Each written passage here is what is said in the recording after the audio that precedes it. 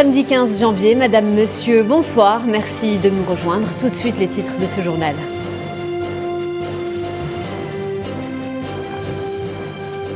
Arrivée de Staffan de Mistura, l'envoyé personnel du secrétaire général de l'ONU au Sahara occidental à Tindouf. Aujourd'hui, quels sont les enjeux de cette tournée? Élément de réponse dans un instant.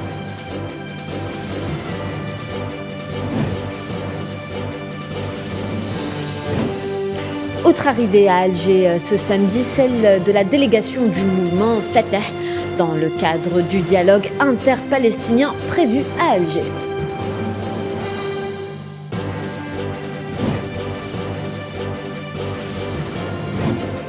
Économie, une délégation russe d'investisseurs et d'hommes d'affaires de la région Saratov est attendue prochainement en Algérie pour la concrétisation et la signature de ces accords commerciaux entre les deux pays.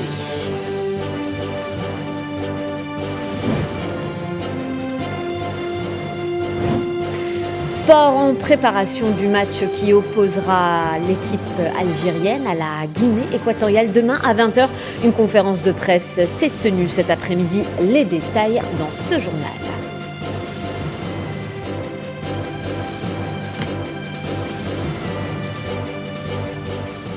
Nous le disions à l'instant, comme prévu, Staffan de Mistura est arrivé dans la journée à Tindouf. L'envoyé personnel du secrétaire général de l'ONU au Sahara occidental s'est dirigé vers les camps de réfugiés sahraouis à Rebouni.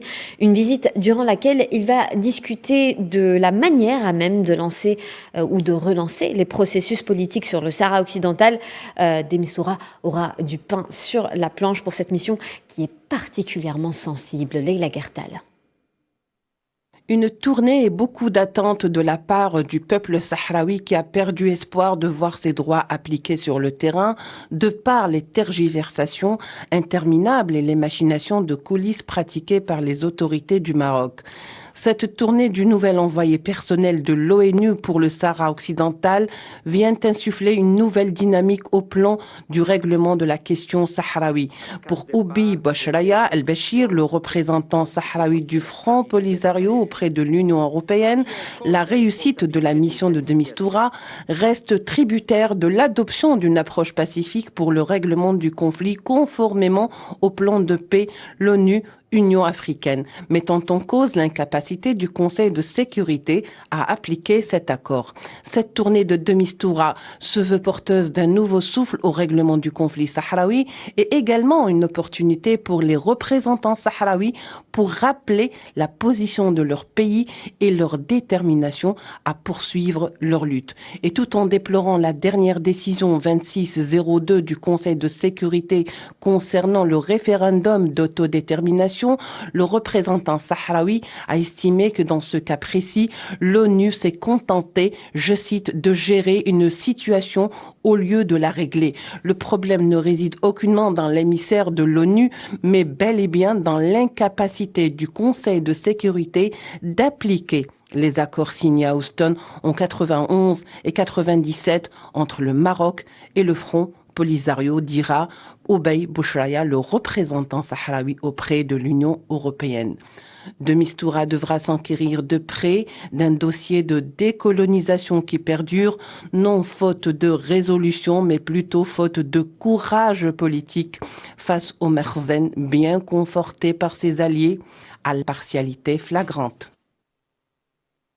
Et cette arrivée de Staffan de Mistura à l'aéroport de Tindouf marque donc la deuxième étape de sa première visite dans la région. Vous le savez déjà, ces consultations interviennent dans un contexte régional particulier et surtout l'arrivée de nouveaux acteurs dans la région, notamment l'entité sioniste, mais surtout la violation de l'armistice par le régime marocain. Plus de détails avec Tinine Makassi. C'est dans un contexte particulièrement tendu que l'envoyé personnel du secrétaire général de l'ONU pour le Sahara occidental, Staffan de Mistura, est arrivé au camp de réfugiés sahraouis de Smara, où il a été accueilli par le représentant du Front Polisario auprès de l'Organisation des Nations Unies et du coordinateur de la MINURSO. Staffan de Mistura est arrivé accompagné d'une délégation onusienne, avec pour seul espoir arriver à une solution de paix pour le peuple sahraoui, qui depuis plusieurs décennies fait face à une colonisation de plus en plus sauvage. Contexte marqué par l'arrivée de nouveaux acteurs dans la région, notamment les Émirats arabes, la Turquie et Israël.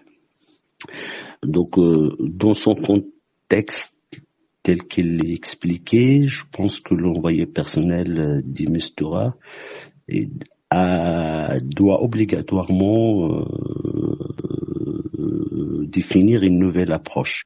Cette visite qui se déroule sur 2 jours sera l'occasion pour l'envoyé personnel onusien de rencontrer des dirigeants sahraouis, en vue d'arriver très vite à une reprise des négociations. Surtout que la guerre est depuis plus d'1 an à l'ordre du jour. Cette visite dans un contexte très différent par rapport à ses prédécesseurs, c'est-à-dire dans un contexte marqué notamment par le retour de la guerre au Sahara occidental depuis novembre 2021 et suite à la violation du cessez-le-feu par le régime marocain. Donc nous avons, premier point, c'est le retour de la guerre. Et aussi un deuxième point qui est la normalisation des relations entre le Maroc et Israël. En dépit de l'importance de cette visite, les représentants légitimes du peuple sahraoui, à savoir le Front Polisario, n'ont pas caché leur scepticisme. Quant à la tournure des événements dans un futur proche, sans doute par habitude du manque de fermeté de la part de la communauté internationale. Et sur le même sujet, notre journaliste Tinhinen Makassi a recueilli les réactions de Ali Selem Tamek, défenseur des droits humains dans les territoires occupés. On écoute. Concernant la tournée de l'envoyé personnel du secrétaire général de l'ONU Staffan de Mistura, nommé en novembre dernier, elle intervient dans un contexte particulièrement sensible, que ce soit au niveau local ou régional, surtout que la guerre entre le Maroc et le représentant légitime du peuple sahraoui a repris de plus belle, depuis l'agression en 2020 des forces de l'occupant, annulant de fait les accords de cessez-le-feu signés sous l'égide de l'ONU en 1991. Je pense que ce qu'il faut se dire avant toute chose est que M. de Mistura ne pourra pas régler seul ce conflit. Il est question aussi pour la communauté internationale de prendre des positions fermes contre les régimes marocains qui multiplient les exactions contre le peuple sahraoui. C'est à la communauté internationale de façon générale d'imposer aux colons, c'est-à-dire au régime marocain, le respect du droit du peuple sahraoui à l'autodétermination.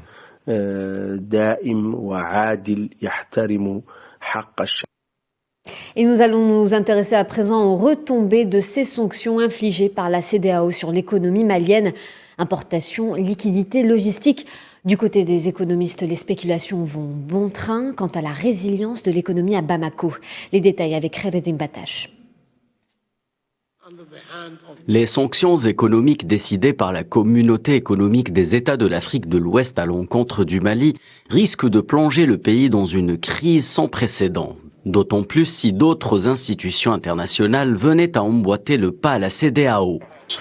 Faisant face à une situation politique qui ne cesse de se détériorer, le Mali pourrait plonger rapidement dans une crise de liquidité qui aggraverait son cas. C'est du moins l'avis de certains économistes qui, dans la foulée des sanctions, craignent une asphyxie de l'économie malienne. D'autres, au contraire, pensent que le Mali a davantage d'arguments qui lui permettront de tenir bon. Ce qu'il y a de sûr, le Mali a plus que 6 mois de réserve devant elle. Alors, les autorités maliennes de transition sont en train d'ailleurs d'améliorer la transparence et la gouvernance dans le pays. Plusieurs comptes qui étaient déficitaires sont devenus positifs.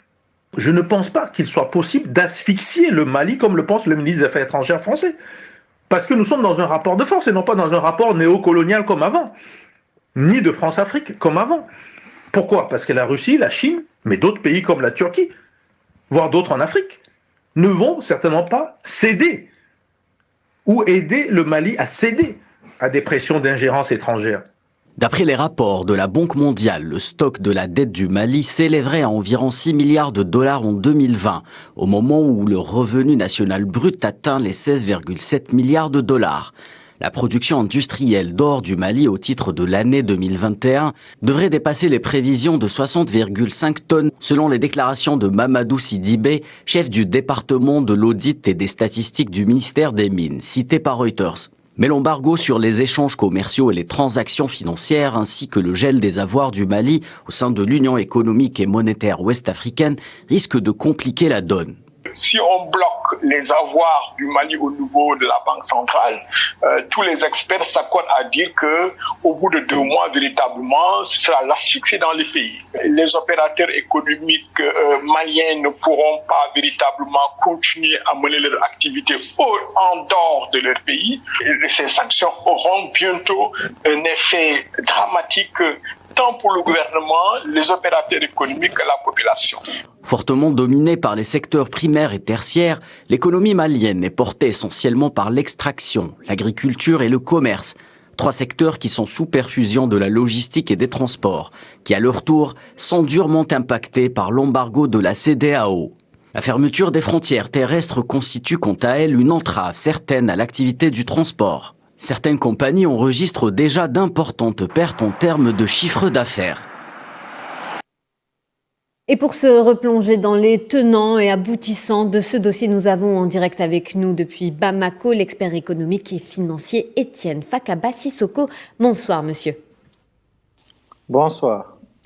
Monsieur, d'après vous, quelles vont être les conséquences des sanctions prises par la CEDEAO sur l'économie malienne à court terme ? Effectivement, comme votre reportage le révèle tout à l'heure, très rapidement, le pays pourrait se retrouver à court de liquidités pour la simple raison aujourd'hui que les banques secondaires qui sont au Mali ne sont ravitaillées en réalité que pour des produits qui font exception dans le communiqué de la CEDEAO. Et donc aujourd'hui, l'économie fonctionne essentiellement avec la liquidité en circulation et les réserves au niveau des banques secondaires. Ce qui, de mon point de vue, ne fera que un mois tout au plus avant que la pénurie de liquidité ne s'installe. Deuxièmement, c'est que l'économie est financée essentiellement par les recettes qui vont être impactées par la fermeture des frontières, mais aussi financée à travers le marché international qui, aujourd'hui, les accès sont restreints pour la simple raison que le Mali est également sous sanctions. Et de l'autre côté, vous avez également les prix qui sont en train de grimper. À titre d'exemple, vous avez le prix du kilo du sucre aujourd'hui qui a augmenté de presque 200 francs CFA en une journée. Or, le sucre fait partie des produits d'exception à la sanction. Donc tout ça pour montrer que les sanctions ont un effet psychologique également sur les populations qui sont en train de faire que les conséquences à court terme pourraient se matérialiser par une inflation, par une hausse des prix au niveau des différents marchés. Mais ce qu'il faut craindre surtout, c'est l'approvisionnement du pays en termes de biens ou de services. Parce qu'avec les sanctions, le Mali est entouré par 7 pays au total. Et sur les 7 pays, 5 sont membres de la CEDEAO. Et sur les 5, même si effectivement la Guinée s'est démarquée des sanctions en restant ses frontières ouvertes, il n'en demeure pas moins que sur les autres pays qui restent, l'Algérie et la Mauritanie, à travers l'Algérie, ça va être très difficile parce que l'accès le plus proche, c'est à travers le nord. Or, le nord, aujourd'hui, échappe au contrôle de l'État du Mali. L'accord pour la paix et la réconciliation du Mali traîne encore à être mis en œuvre. Donc, la seule alternative, en réalité, il ne restera que la Mauritanie. Et le trajet Sissoko, également de plus de 500-600 km ne facilite pas les choses.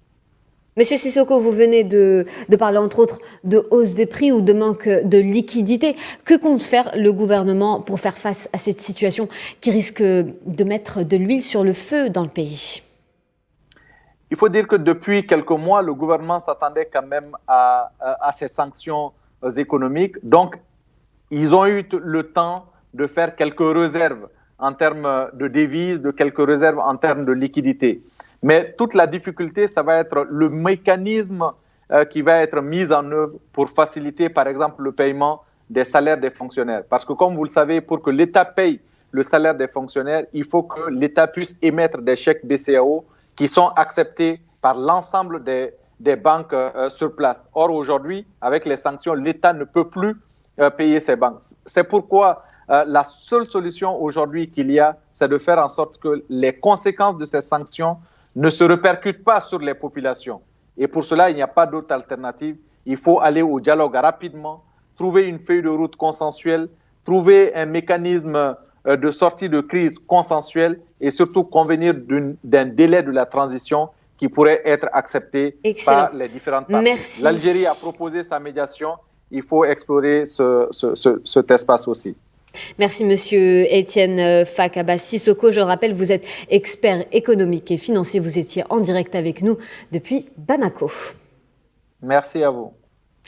Et on va parler tout de suite de la Tunisie. La chambre criminelle spécialisée dans les crimes terroristes près du tribunal de première instance de Tunis a condamné hier 9 accusés à la peine de mort dans l'affaire du meurtre du caporal au sein de l'armée nationale, Saïd Roslani. Le tribunal a également prononcé des peines de prison allant de 32 à 44 ans contre 15 autres accusés dans la même affaire. Et en République démocratique du Congo, Jean-Marc Kaboun démissionne de son poste de vice-président de l'Assemblée nationale après avoir vu sa résidence saccagée par des éléments de la garde républicaine. Le premier vice-président de l'Assemblée nationale et président du parti au pouvoir a annoncé sa démission sur Twitter. Son tweet stipule, je cite, « Ainsi s'ouvre une nouvelle page de l'histoire qui sera écrite avec la sueur de notre front qui coulera chaque jour, qu'on affrontera les brimades, humiliations et tortures. » Fin de citation. Et nous le disions tout à l'heure en titre, la délégation palestinienne du mouvement Fatah est arrivée aujourd'hui en Algérie. Une visite sur invitation du président algérien Abdelmadjid Tebboune dans le cadre du dialogue interpalestinien prévu dans la capitale, Alger. Les délégations d'autres mouvements palestiniens sont attendues dans les prochains jours en vue de préparer la rencontre du dialogue national initiée par Alger lors de la visite du président palestinien Mahmoud Abbas le mois dernier. Et direction le Liban, à présent, depuis presque 2 ans, le pays connaît une crise économique sans précédent. Une inflation qui plonge bon nombre d'habitants dans la précarité. Une situation d'impasse malgré les tentatives de réforme des gouvernements successifs. Amin Touta.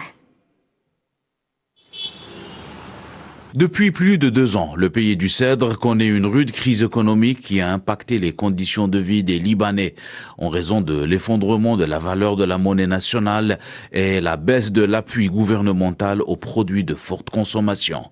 Un constat rarement égalé depuis le début des années 40, selon des observateurs. Cette conjoncture économique s'est accentuée après le mouvement populaire de 2019 et les tensions politiques au plus haut sommet de l'État, ainsi que la pandémie du Covid-19 et l'explosion du port de Beyrouth au mois d'août 2020. Une tragédie qui a fait, rappelons-le, 215 morts et plus de 6000 blessés, et des pertes financières estimées à près de 4 milliards d'euros selon la Banque mondiale. Sur le plan institutionnel et depuis la venue du gouvernement Mekati, la classe politique cherche à établir un équilibre ainsi que la réduction du taux d'inflation. En dépit de ces tentatives de réforme, la rue libanaise vit entre l'apaisement et l'agitation, bien que les motifs varient selon les facteurs et les raisons. Et dans le volet diplomatie, le ministre algérien des Affaires étrangères, Amtan Lamamra, est en visite de travail aux Émirats arabes unis. Il s'est entretenu avec Cheikh Mansour Ben Zayed, vice-premier ministre, ministre des Affaires présidentielles émirati.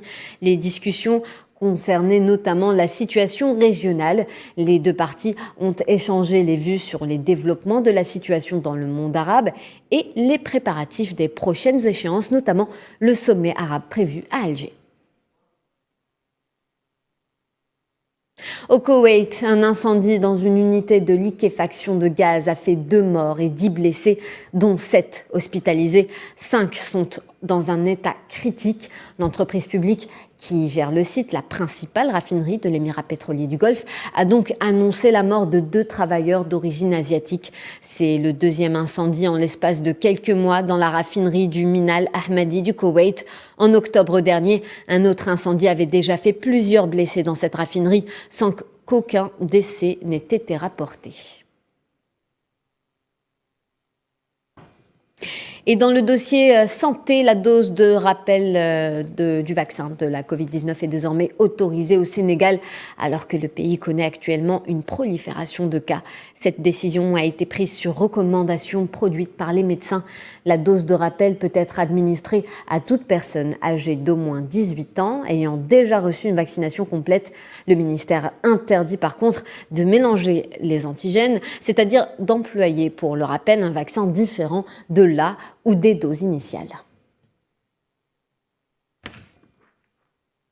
Et en Algérie, on a enregistré hier 505 nouveaux cas confirmés de coronavirus, 316 guérisons et 11 décès. C'est ce qu'a indiqué le dernier communiqué du ministère de la Santé. En Angleterre, cette fois, le nombre des hospitalisations de nourrissons infectés au coronavirus connaît une augmentation depuis la propagation rapide du nouveau variant Omicron, passant de 30 à 42%. Ce sont les chiffres annoncés dans une étude du groupe consultatif scientifique pour les urgences. Plus de précisions sur cette étude avec Souhila Kilal.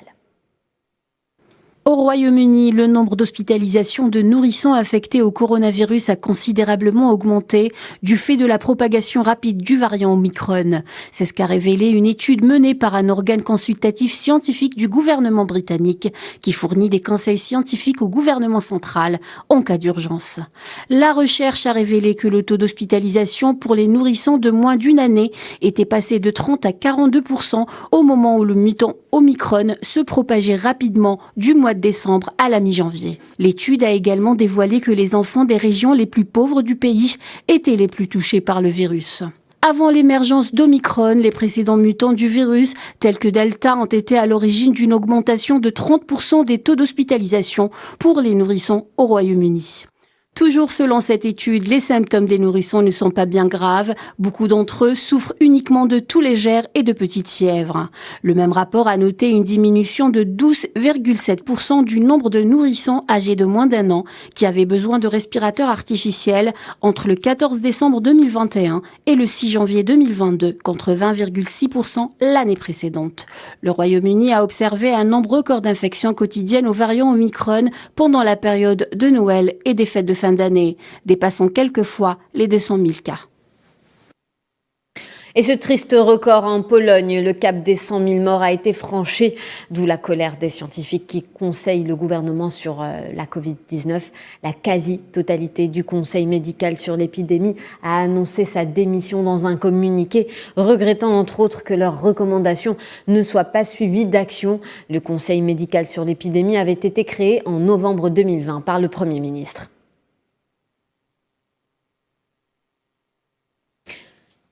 En France, les députés ont adopté sans surprise le projet de loi controversé transformant le pass sanitaire en pass vaccinal en deuxième lecture tôt ce matin au bout d'une nuit de débat. Le marathon de ce 12e texte d'urgence sanitaire depuis mars 2020 devant s'achever dimanche après-midi avec un ultime vote de l'Assemblée nationale. Le texte, lui, pourrait être applicable à la fin de la semaine prochaine. C'est ce qu'a annoncé Yael Braun-Pivet, la présidente de la commission des lois à l'Assemblée nationale.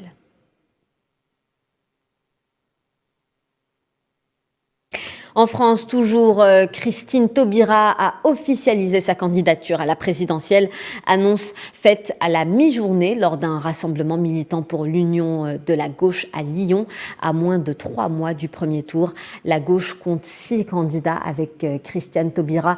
Aucun pour l'instant ne dépasse la barre des 10% dans les sondages, que ce soit l'insoumis Jean-Luc Mélenchon, l'écologiste Yannick Jadot, le communiste Fabien Roussel, Arnaud Montebourg, toutefois proche d'abandonner, ou encore la socialiste Anne Hidalgo. Et puis cette information toujours en France, l'ambassadeur d'Algérie à Paris, Mohamed Antar Daoud, qui a repris récemment ses fonctions dans la capitale française, a été reçu à l'Élysée et au Quai d'Orsay ce samedi. C'est ce qu'a indiqué un communiqué de l'ambassade d'Algérie en France. On va aller en Pologne où le média en ligne Onet a révélé que près de 1,7 million de données avaient fuité sur Internet, révélant notamment les équipements militaires aux mains des soldats de l'armée polonaise. Une enquête a été ouverte tandis que l'opposition demande la démission du ministre de la Défense. cette triste nouvelle, l'architecte espagnol à la renommée internationale Ricardo Bofill est mort hier vendredi à l'âge de 82 ans dû aux complications liées à la Covid-19. C'est ce qu'a annoncé hier sa famille à l'agence France Presse. Dans un communiqué, son atelier a précisé qu'il était mort à Barcelone et a rendu hommage à l'architecte espagnol ayant eu la plus grande carrière internationale. Et ce drame survenu au Canada, un ressortissant algérien, un adolescent de 17 ans atteint de plusieurs balles à l'abdomen jeudi soir dans l'arrondissement du plateau Mont-Royal à Montréal. Il a succombé à ses blessures. Le service de police de la ville de Montréal dit avoir reçu des appels à ce sujet peu avant 19h. Les policiers ont trouvé Amir Ben Ayed près de l'intersection des rues Roy et Rivard. Celui-ci était toujours conscient au moment de son transport en ambulance, mais il se trouvait dans un état critique. Il est malheureusement mort à l'hôpital en cours de la nuit. La maire de Montréal, Valérie Plante, a déclaré dans un tweet que le décès par balle de l'adolescent est une tragédie. Je cite, « Je suis de tout cœur avec la famille, les proches et les amis de ce jeune homme. La police fait son enquête pour comprendre la tournure des événements. Ce genre d'incident n'a pas du tout sa place à Montréal. » Fin de citation.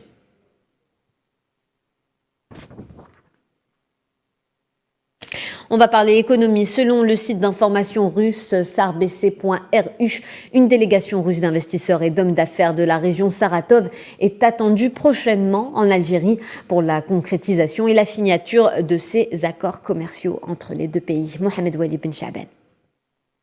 Dans le cadre du projet national russe de coopération internationale et d'exportation, des représentants du monde des affaires de la région russe de Saratov se rendront durant l'exercice courant en Algérie. C'est ce qu'a annoncé le site d'information russe sarbc.ru. Pour cette visite prévue, aucune date précise n'a été annoncée. Le périple de ces hommes d'affaires russes comprendra également des visites au Vietnam et à des pays de la communauté des États indépendants. Cette visite d'affaires marque la nouvelle stratégie de relance économique prônée par l'Algérie, visant à moderniser et diversifier son économie et ses échanges commerciaux avec des partenaires étrangers. Il est utile de souligner que le séjour des hommes d'affaires russes en Algérie est organisé par le Centre russe régional d'appui à l'exportation pour promouvoir les produits des producteurs russes. La ville de Saratov est un centre industriel important de la région de la Volga. Parmi les principales sociétés industrielles de la ville, l'usine d'aviation de Saratov et l'usine de roulement automobile. Pour rappel, lors de la 9e réunion de la commission intergouvernementale russo-algérienne tenue en 2019, le ministère de l'économie russe, Alexander Novak, avait fait savoir que les deux pays se sont entendus concernant plusieurs partenariats d'envergure. Sport, football pour le compte de la deuxième journée de la Coupe d'Afrique des Nations. L'équipe nationale algérienne de football se présentera demain soir face à la Guinée équatoriale au stade de Japoma à Douala à partir de 20h. Les premiers objectifs des coéquipiers de Riyad Mahrez sont de remporter les 3 points de la rencontre afin de garder ses chances intactes pour passer au deuxième tour et de préserver sa belle série d'invincibilité et surtout défendre son titre de champion avant d'affronter la Côte d'Ivoire prochainement dans un match qui sera d'ores et déjà annoncé comme une petite finale de ce groupe E qui est composé, rappelons-le, de l'Algérie, la Sierra Leone, la Guinée équatoriale et la Côte d'Ivoire. Une conférence de presse a eu lieu en début d'après-midi dans le cadre de cette rencontre prévue demain. Justement, on écoute à ce propos le sélectionneur national Djamel Belmadi et le joueur Youssef Attal. L'état d'esprit est tout simplement tourné vers un succès sur ce deuxième match. En tous les cas, c'est les ingrédients que l'on va mettre sur cette deuxième rencontre qui s'annonce aussi difficile sûrement que la première. Mais avec toujours quand même l'objectif de remporter cette rencontre, évidemment. Pour ce qui est de la rencontre Guinée équatoriale Côte d'Ivoire, effectivement, il y a des enseignements qu'on a pu tirer. Pour être très sincère, il n'y a pas eu de réelle surprise quant à cette équipe je vais parler de la Guinée équatoriale puisque c'est notre prochain adversaire. Il n'y a pas eu de réelle surprise puisqu'on a pu les observer auparavant. On a fait quasiment l'étude de toute leur campagne de qualification Coupe du Monde, à savoir 6 matchs. Donc ils nous ont juste confirmé ce que l'on pensait d'eux. Donc Edem et Ramiz, effectivement, ils sont malades. Il y a de fortes chances qu'ils ne puissent pas participer à cette deuxième rencontre. Ouais, ça a été un premier match. On voulait rentrer bien dans la compétition. On savait que c'était très important de rentrer avec une victoire pour bien commencer. Mais on a bien travaillé, on a créé des occasions. On était bien. Après, il manque quelque chose d'être plus efficace devant.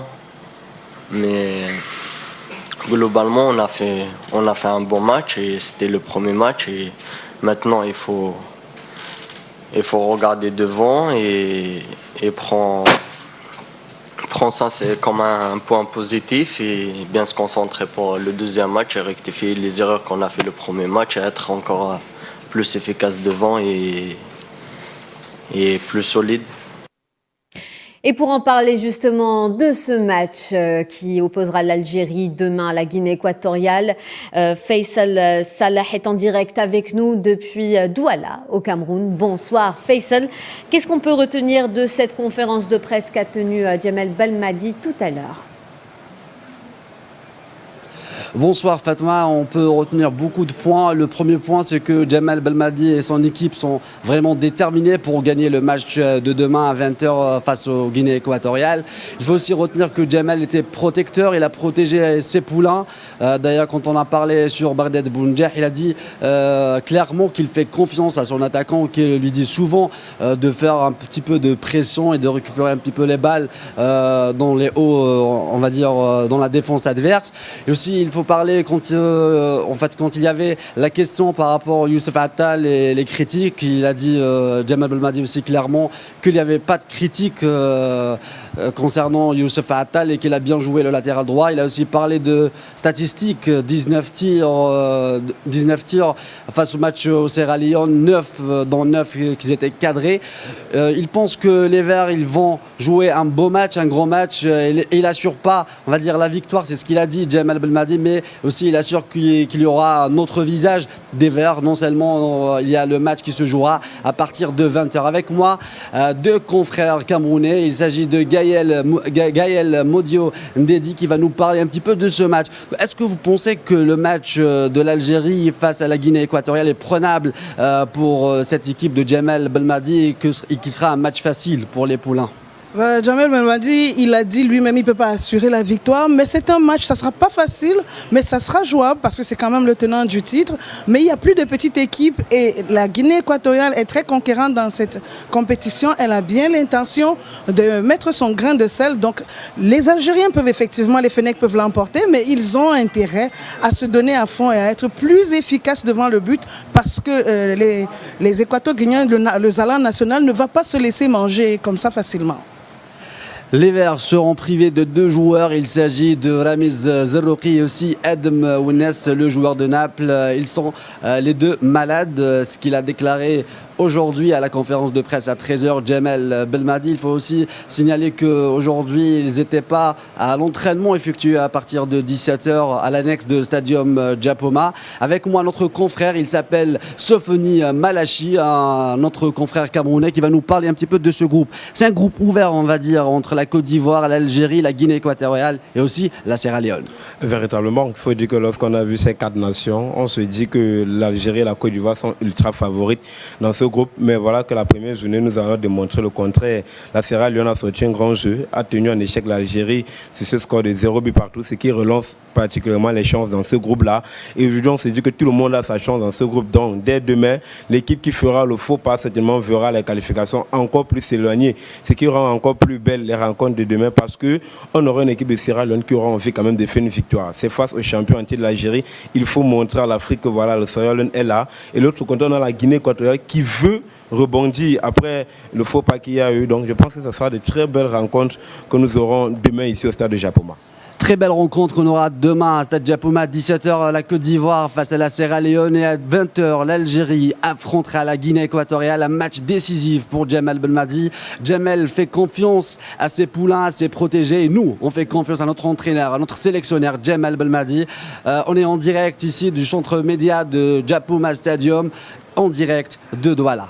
Merci Faisal Salah et on compte sur vous pour nous tenir au courant des dernières actualités de la CAN depuis le Cameroun. Et on va rester justement, on va continuer à parler de cette Coupe d'Afrique des Nations avec la Côte d'Ivoire, concurrent direct de l'Algérie et pour une place de leader du groupe, mais aussi pour une qualification au prochain tour. Les deux sélections s'affronteront pour rappel lors de la 3e et dernière journée du groupe E. En conférence de presse ce matin, l'Ivoirien Serge Aurier est revenu sur l'importance de cette empoignade au micro de notre envoyé spécial Faisal Salah, encore une fois.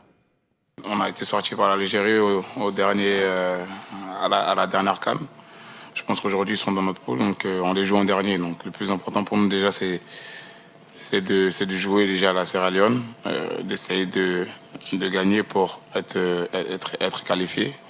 Et après contre l'Algérie, voilà, ça va être un match de prestige. Je pense que c'est un match que tout le monde attend. Tout le monde parle déjà de l'Algérie avant la Sierra Leone. Nous, on est concentré d'abord sur la Sierra Leone et après, voilà, on pourra aborder ce 3e match-là. Mais bon, pour l'instant, nous, notre objectif, c'est de se qualifier le plus rapidement possible.